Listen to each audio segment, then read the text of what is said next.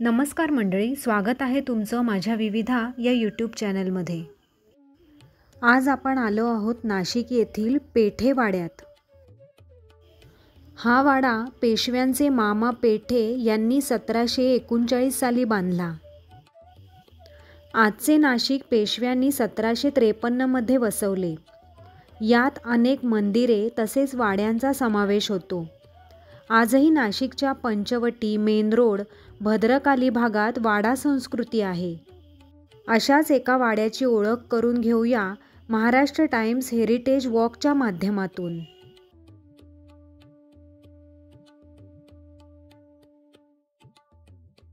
1739 साली बांधलेल्या या पेठेवाड्याची माहिती करून घेऊया पेठे यांचे वंशज यांच्याकडून।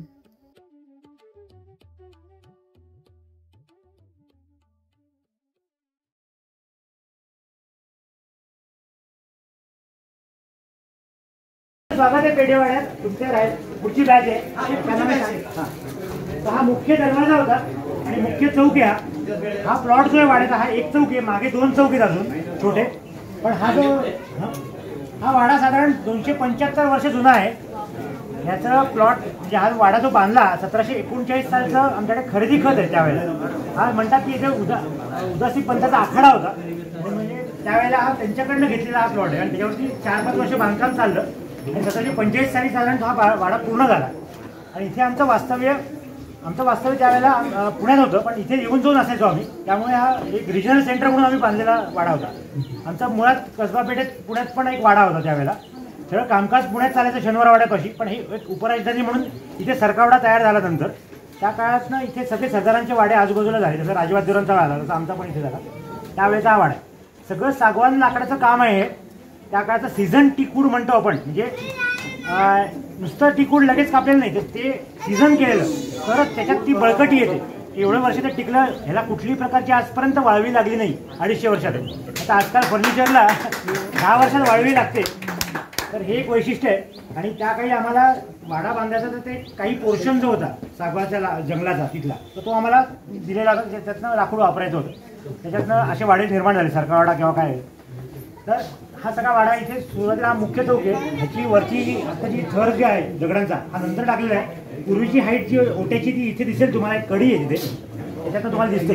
हे जे दगड आहेत हे नंतर आम्ही आणून ठेवलेले आहेत, हे मूळ दगड नाही आहेत वाड्याचे, हे लागतील म्हणून ठेवलेले आहेत। आम्हाला कामकाज आम्ही इथे हा जो वाडा आहे तो आम्ही पूर्ण मूळ स्थितीत आणतोय, हे जतन करतोय आणि त्या प्रकारचं आम्ही रिस्टोरेशनचं काम चालू आहे आता सध्याचे। हा साधारण 1-2 वर्षात हे काम पूर्ण झाल्यानंतर अजून पूर्ण विस्तारात सगळा वाडा आम्हाला दाखवता येईल। सध्या म्हणून मी एक काही भागच फक्त सेक्शन दाखवतात तुम्हाला। वरती मंदिर आहे आपलं पारंपरिक जुनं।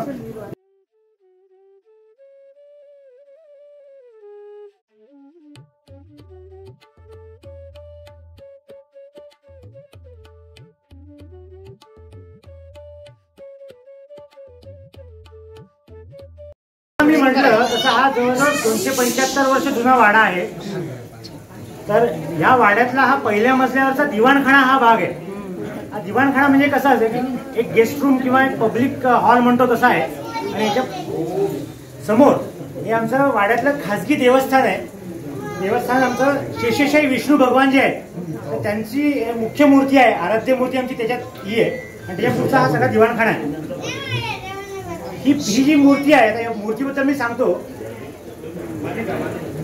ही मूर्ती नेपाळमधनं जी नदी वाहते उत्तर प्रदेशात, गंडकी नदी, त्या गंडकी नदीच्या नदीपात्रात जो दगड मिळतो, जो मला वाटतं आपण आता राम मंदिर जे झालं अयोध्येला, तो एक मोठी ट्रक मधनं शिळा आणायला तिने पिक्चर झाले, तर ती का बरं तिथे गंडकी शिळेचीच मूर्ती त्या तिथे स्थापन करावी, तर तशी त्या शिळेची मूर्ती आपण इथे आपली म्हणजे स्थापना झालेली आहे।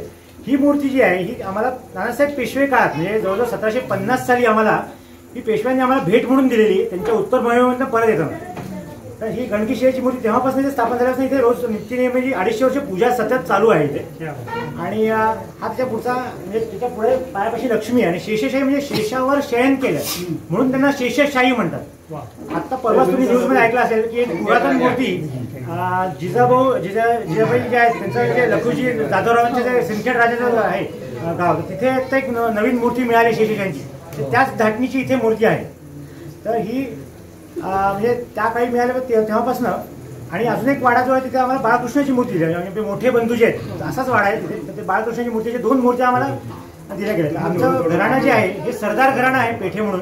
त्र्यंबकराव मामा पेठे म्हणून जे होते, जर तुम्ही ऐकलं असेल इतिहासात, तर त्यांचे आम्ही वंशज आहोत, 13वे वंशज.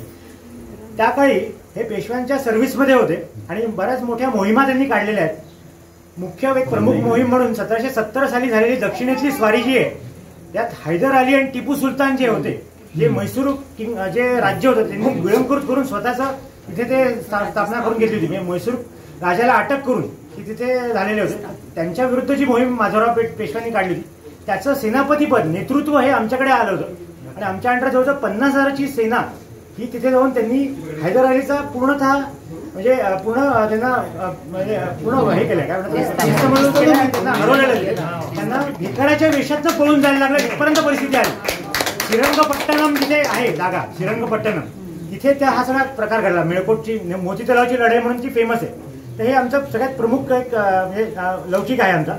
आमचं मूळ घर हे पुण्यातच होतं, कसबा पेठेत, आणि इथे आमच्या काही जहागिरीची स्थानं होती नाशिक जिल्ह्यात, म्हणून इथे नाशिकला 2 वाडे जे निर्माण झाले त्या काळापासून आमचे 1750 पासून येणं जाणं त्या नाशिकला आहे. तर हे सगळा वाडा जुना आहे. हा सगळा सागवान टीकपूरचा वाडा आहे. इथे मुख्य हा चौक आहे, त्याच्या मागे 2-3 चौक आहेत अजून, पण ते सगळे आम्ही रिस्टोरेशन करतोय. येत्या 1-2 वर्षात हा पूर्ण आम्हाला मूळ स्थितीत वाडा परत बांधायचा आहे. ते लाकूड जिथे लाकूड आहे तिथे आम्ही लाकडाची लाकडच रिप्लेस करतोय, तिथे कॉन्क्रीट करत नाही. हा आमचं मूळ ध्येय आहे आणि त्याला मूळ स्वरूप आणायचं हे आमचं म्हणजे मुख्य ध्येय आहे. खूप लोखंडी कडे आहे. हा प्रकार सगळीकडे आढळतो अडीचशे वर्षाच्या वाड्यामध्ये. याचा मल्टीपर्पज उपयोग होता. काही पडदे लावायचे असतील किंवा काही असं झाकण्यासाठी काही पडदा सोडायचा असेल, काही भाग सेक्शन असं तो आहे. पुढे देवाच्या पुढे पूर्वाभिमुख मूर्ती आहे. इथे जे आहे ते आता उभे जिथे आहे इथे ऍक्च्युली कारंज आहे, सगळी कारंज. तर ते आम्ही आता झाकलेलं आहे वर्षांनी, पण देवासमोर एक कारंज आहे आणि ह्या कारंजचं वैशिष्ट्य म्हणजे त्या काही इलेक्ट्रिसिटी नव्हती. इलेक्ट्रिसिटीच्या ऐवजी वरती 2 मजल्यावरती पाण्याच्या टाक्या होत्या, त्या मॅन्युअली भरायच्या आणि त्या प्रेशरनी पाणी इथे कारंजसारखं उडायचं. असं तुम्हाला कारंज अहिल्याराम मंदिर जिथे आहे तिथे पण तिथे तुम्हाला दिसेल.